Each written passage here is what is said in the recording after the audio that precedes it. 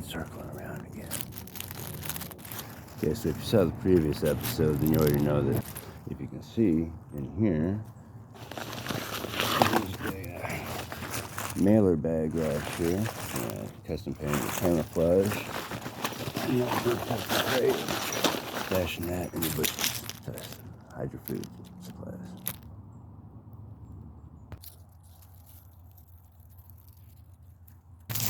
Okay. Now here's an example of a parcel bag, a good sized one. You can fit quite a bit of things inside here.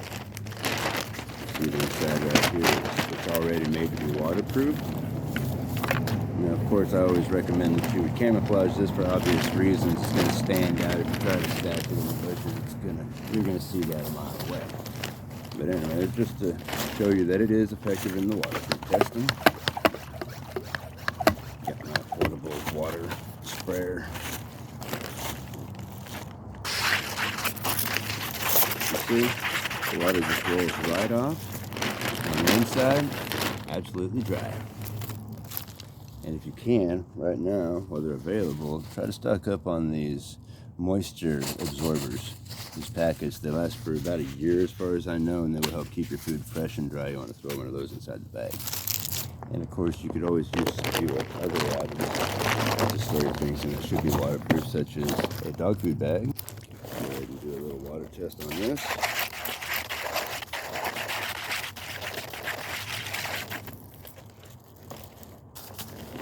And as you see, that is inside. Other examples of things you can use to keep your food dry. Cereal bags, Cheeto bags. Airplanes flying by, I may need to relocate.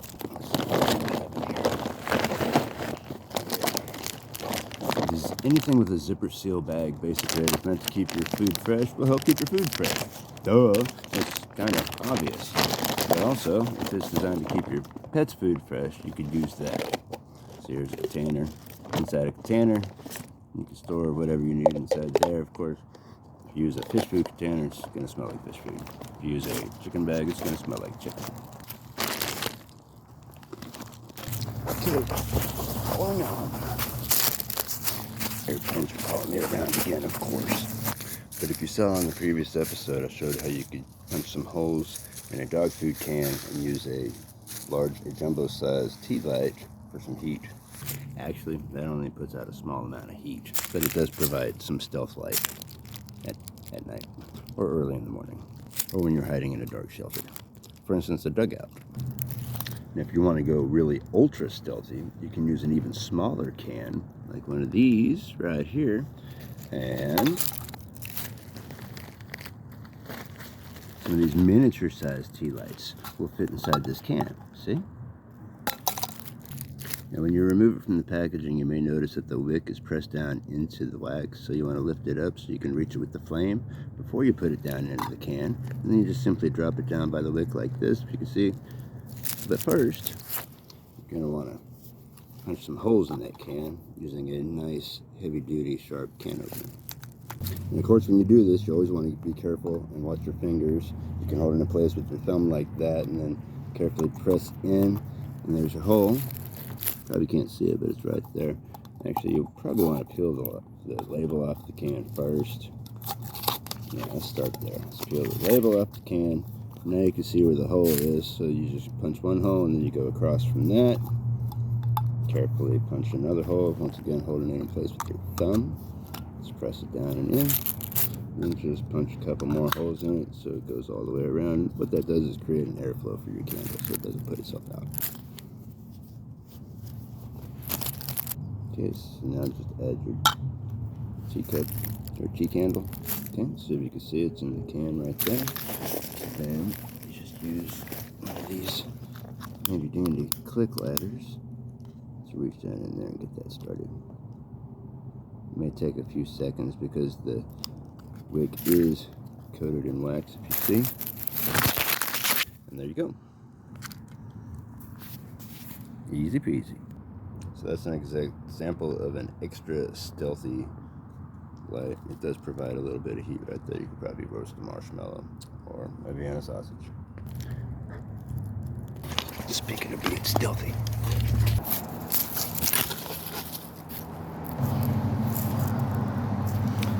So now this right here is a 22.4 ounce soup can. Alright, it's a fairly good size. I rinsed it out after using it, and that's recommended that you do that also. So anyways, you carefully, quietly remove the label from the can so it's nice and shiny. It's not really important that it's a shiny can. What is important is that it is a can and that you remove the label from that can. After removing the food, of course. So now I'm also going to use one of these size cans. This is a 14.5 or 14.5 ounce can. Alright, a veggie can. If you can hear those plants are flying around, I'm not exactly hidden. I'm exposed at the moment. I'm pretty sure they can see me, so they're like, what is he doing? Well, it's okay. Oh, wait. I got those do not eat packets in here. And the name of that is Desiccant Silica Gel. It looks like a pepper packet, but it is not. This is what you find in packages usually, or sometimes I should say. Anyways, they say do not eat, and obviously you don't want to eat that. You'll probably get sick or cancerous or maybe die.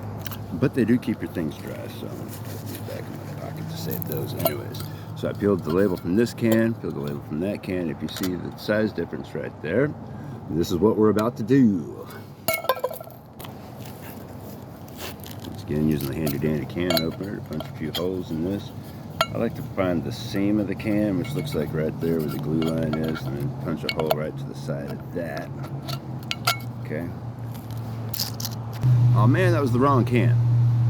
The idea was to use this can to boil the water in, put this inside the can with the jumbo size tea light inside that, and then see if that was going to heat. Now I gotta find another can. Man, because this one will not hold water. Not anymore. Dang. I was going to see if it would boil the water. So if you had ventured carefully all the way down to the precious water source to use this can to boil the water in and got excited in the moment, and instead of punching holes in this can, punched holes in that can, and now you can't use the can to boil the water in, you'd be like, oh no, now what am I going to do? Well, now I'm going to use this can because, woo, this can does not have any holes in it. So, I'm just going to use this can instead. Okay, so I'll just continue punching holes in this can as I began to. Since I already punched holes in it, I might as well continue with it and utilize this can as much as possible. As much as I can. See? Alright, so I just punched random holes all the way around it to once again get the airflow in there. See how this works. I usually punch holes on the top also to allow the fire and the smoke to escape out of the top. So see, what happened was I just broke this piece off my can opener. Wonderful. Wow, wow, wow, wow. Did I bring a backup can opener? Wait. Look, this can already has holes in it. And so does this one. And so does that one. And so does this one. Pays to be prepared. That's what prepping is all about.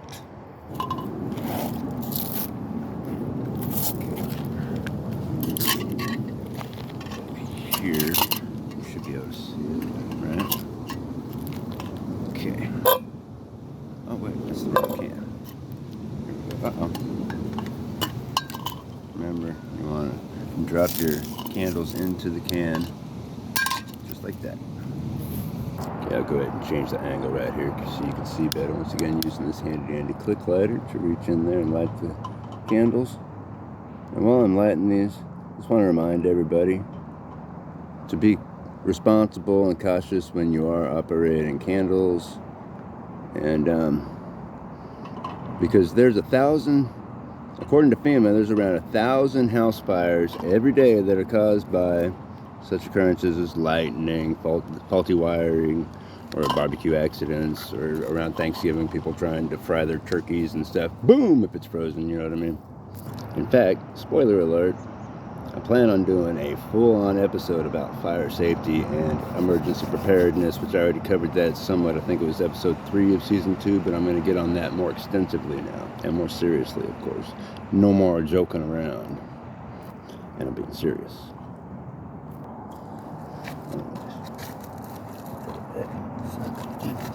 Okay, so you want to let the candles begin to warm up a little bit, and there's different formations you can use to center your heat, you can do it in a full square pattern like that.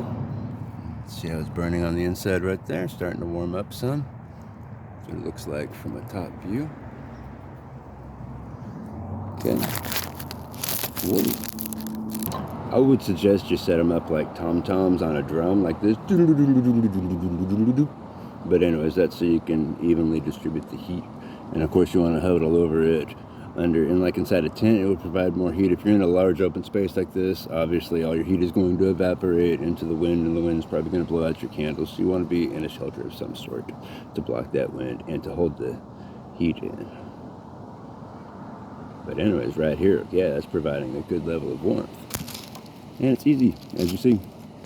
So another configuration you could do would be the diamond configuration, which is pretty much the same as the square configuration, only you turn it on its side, see? Because if you look at it from an angle, it's still a square configuration, only it's a diamond configuration now, see? And as you see, the candles are beginning to burn pretty effectively. Well, originally I was going to use the one jumbo-sized tea light to heat this size soup can right here, to warm up this vegetable can. I was going to fill it about halfway with water just to see how long it would take to boil that water. It's approximately enough water to boil about 3 cups worth of acorns if you wanted to make a cup of acorn coffee. That's how much you need to make that. You want to boil that first, get the tannins out. Anyways, I covered that in a previous episode. Go check it out if you haven't already. I would like to mention I was not planning on using this can to drink out of. If you see inside there, I did not rinse out the food, so it's dried in there and possibly rusted. You would not want to use this to actually drink out of, but for this experiment, we're going to see how effective it is using these 4 teacup lights in this configuration to warm up a small amount of water, about like that. That's about 1/3 of the cup. See? Water in the cup on the teacup lights. Now, because I don't have the soup can lid for this, I'm going to use this soup can. If I can get it to stick, I'll use that as the lid. Well, I guess something like that. There you go. That's how you stack your cans randomly. This is a spontaneous video, by the way. Kind of similar to Season 2, Episode 5. That was a very random video. That's why it didn't make any sense. I was being very spontaneous. And drinking that silly tea did not help. And you can go watch that if you want to have a laugh. It was a parody of the Home Alone movies, kind of, sort of. I think it was called Adventures in Snare Traps. And more adventures in snare traps. And more, and more, and more, and more, more. I don't remember how many there were. I just kept it going, didn't I? Anyways, I'll put my hands over this heat to utilize it and enjoy the warmth right here while I wait and see how long it takes to heat that water up. Okay, well, while I wait on this to heat up, another thing I guess I can mention, if you're able to get a hold of some clothing that comes in a sealed bag like this, these bags are awesome because they keep it dry from the rain to the extent, but it has these perforated holes in it here and there to allow the moisture to escape from the bag so it doesn't seal in the moisture. It keeps it dry, but it allows the moisture to escape.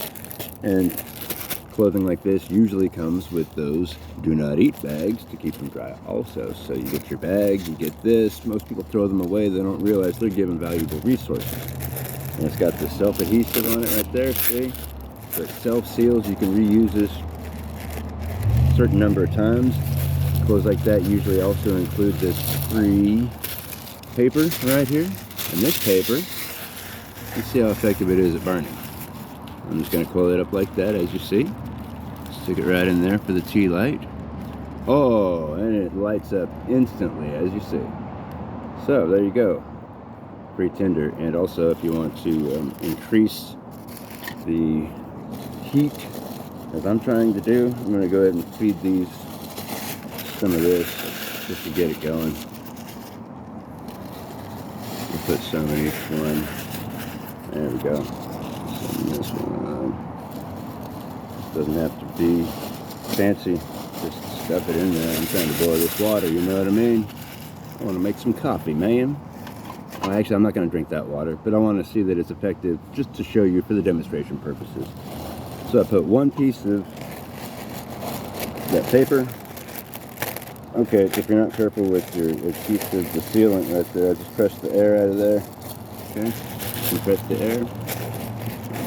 You can use it as a pillow, you can sit on it. There's multi-purposes you can use that for. But as you see, the paper burns up really quick, so it's a quick, easy fuel source. Let me see how hot this is getting. And no, it's not boiling yet. This one accidentally snuffed out the candle. It's just producing a bunch of smoke. Oh, okay, it's burning now. There it goes.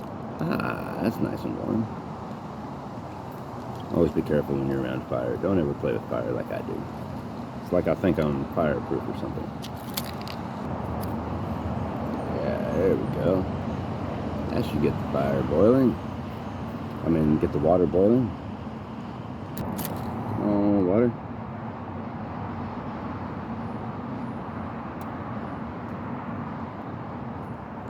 Well, I'm going to keep fueling this fire just to make sure. And of course, when the water does boil, this pan is going to be very hot, especially with this level of fire coming up at it. Okay? So you're going to want to use hot pads or some tongs or something to be careful and safe when you lift the can up and utilize that hot water that will eventually be boiling in this can. And if you don't want to melt your phone, you don't want to keep it as close to the fire as this is either. But anyways, there you go. There's your diamond formation using the paper method to fuel the candles. And see, and the water's not quite boiling yet. But this does provide heat, and it's very simple. And compared to a dog food can, these soup cans do not stink when you burn them.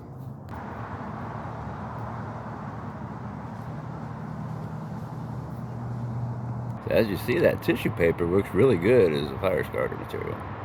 But as far as boiling water, this technique was not effective because all the heat is escaping around the can. My original intended method would have kept the heat isolated on top of the can, see? And I was going to punch these outward and have it actually hang inside the can so that it was would really be containing the heat. Oh, what's that right there, you say? Okay, that's plan B. Okay, this is also an alternative to, you could use it as a candle. Crisco, if you look right there, you actually see a flame in the logo telling you you can use it for this purpose. It's my first time to actually try this, but I've heard of this, so I thought I would give it a shot. And let's peel that off like that. And let's see. I think, yeah, there we go. This is not a cigarette, it's a wick. So you can either jam it down in there if you're able to. Down in there, okay. That one reaches the bottom. I got quite a bit sticking up right there. That's going to make for a big flame. Look at this. Now this is a jumbo-sized wick, of course. I was going to say, if you wanted to, you could use something like this, a screwdriver or a stick to push it down into there. All right, so let's go ahead and light this thing, huh?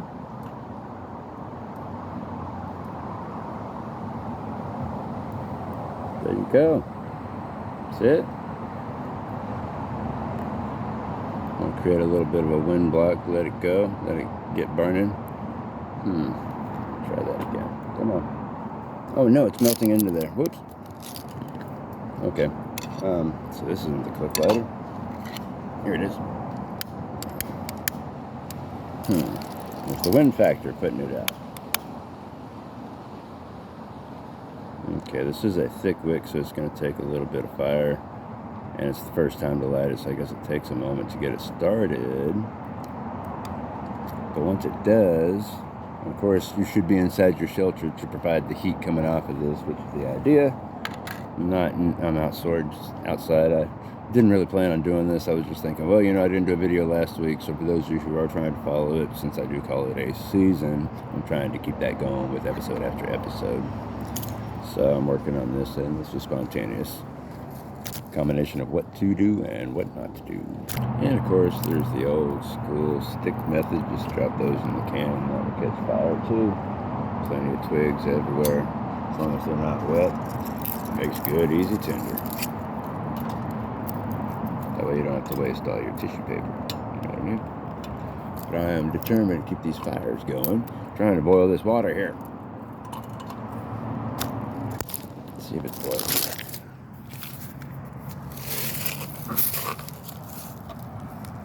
Nope. Ooh, it's hot enough I can make some coffee. It's not quite boiling, but it is hot. See how the ooh, oh, wait. That's a little bit too hot for the phone. Hold on. Here I am disappointed that I broke my can opener and I didn't bring a spare with me. And where I messed up on here is I tipped it on the sides, so the Crisco coated the wick, and now I have to try to burn the Crisco off of there because the Crisco burns slow, the wick burns clean. So that's an example of what not to do, trying to light it sideways like that. And oh wow, look at this. Here, this is something to watch out for. On the bottom of the can, see how the flames are coming out of that hole right there? Okay, so if my hands were right there, as it just was, you could burn yourself. Fortunately, I am, well, usually I try to be careful. Holding fire in your hand like this is probably not the best idea. But you gotta start this, get it burning somehow, right? Okay, see, where I messed up on this jumbo-sized wick is this wick is designed, yeah, it looks kind of like a tampon, doesn't it? Yeah. But anyways, it's not a tampon. You could probably use a tampon for that matter. Or anything with a string. But this is meant for an oil lamp. It's meant to absorb the oil, and then the oil will slowly burn inside this. So it doesn't burn very well by itself. It's real fibrous, see? Put it right over the fire, and it barely even lights. See? I'm gonna burn myself before it burns. But anyways, that's an example of what not to do right there. That's for an oil lamp. Actually, I think I meant kerosene, like a kerosene lamp. You know what I mean? Kerosene. This is vegetable shortening. I guess it's slightly different to vegetable oil. Hey, let's try some vegetable oil.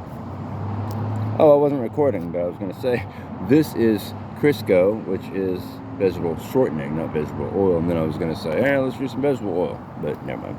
Okay, so by adding the paper to the candles, I was able to fuel the fire enough to get the water to a hot enough point where I could make coffee from it. I'm not going to actually do that right now. It's just an experimental demonstration for y'all, but it does work. This does work as a lamp, as a candle if you use the right proper wick. This is not a proper wick. Another thing you could do is simply get a small taper candle, just stick that in there. It already has the wick, so as it melts down, it will also work as the wick for, it's just an extension on your candle basically. It'll make it last for at least 72 extra hours, depending on the size of your can. If you get a jumbo sized can, then maybe it lasts longer than that. Some people suggest that you would melt the shortening down and then pour it into a glass jar with the wick in there, and then you would have your handle on that like a glass canning jar perhaps, or you know, one of those glass jars with the handles. You can carry it around and that becomes your lantern. And of course, remember to put out your fires before you leave. Whoa!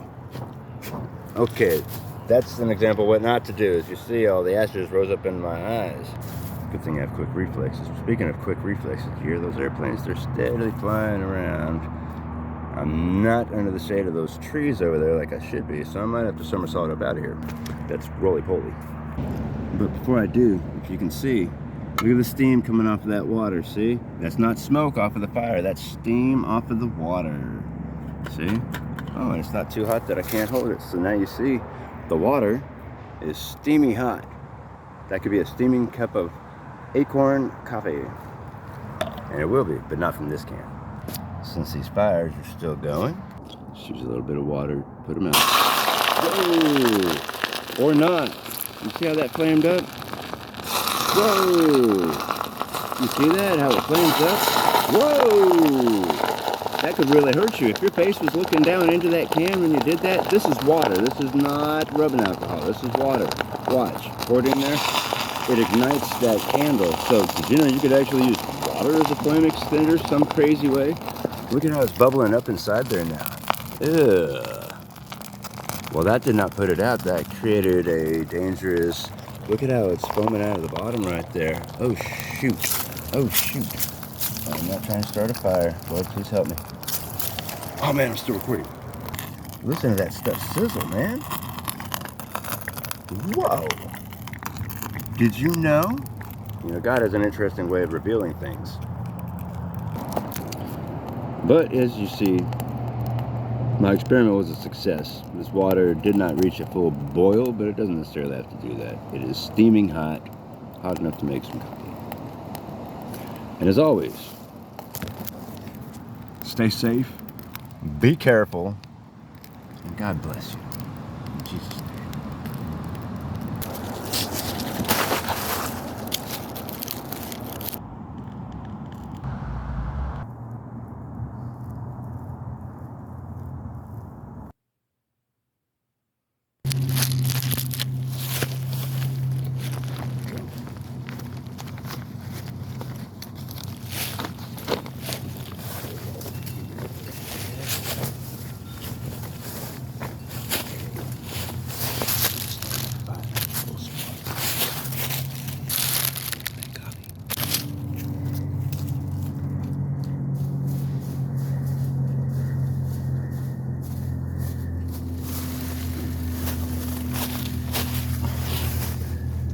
Helicopter's been following me this whole time.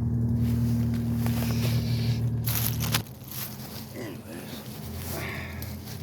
got my copy. See? Freshly brewed.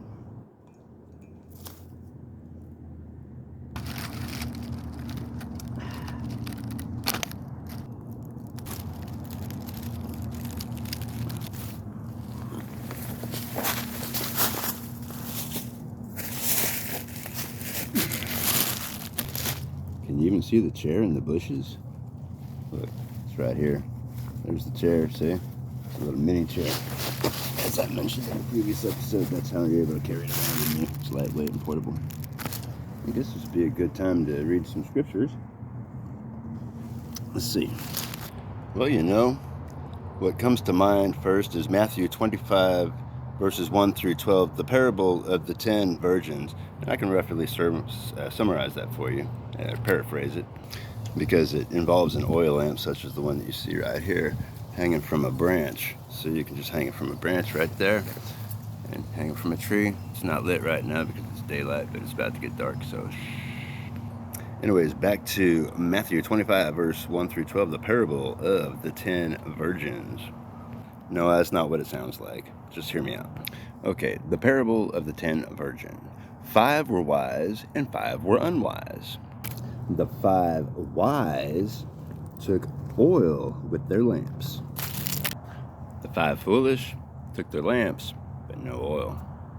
So when the bridegroom came, the foolish 5 said to the 5 wise, "We have no oil, give us some of yours." And the 5 wise said to the foolish to go get your own oil. That is, to go to town and buy more oil. And while the foolish 5 were buying their oil, the bridegroom arrived. And ready were the wise. And that's Matthew 25, the parable of the 10 virgins, roughly summarized. You may go on to read verses 13 through 46 of that chapter also. That gets pretty deep. I'm not going to mention it right now. I don't have time for that. But anyways, I suggest you read that. That's Matthew 25, verses 13 through 46. Now may you be wise, and may your lamps never run out of oil, spiritually speaking.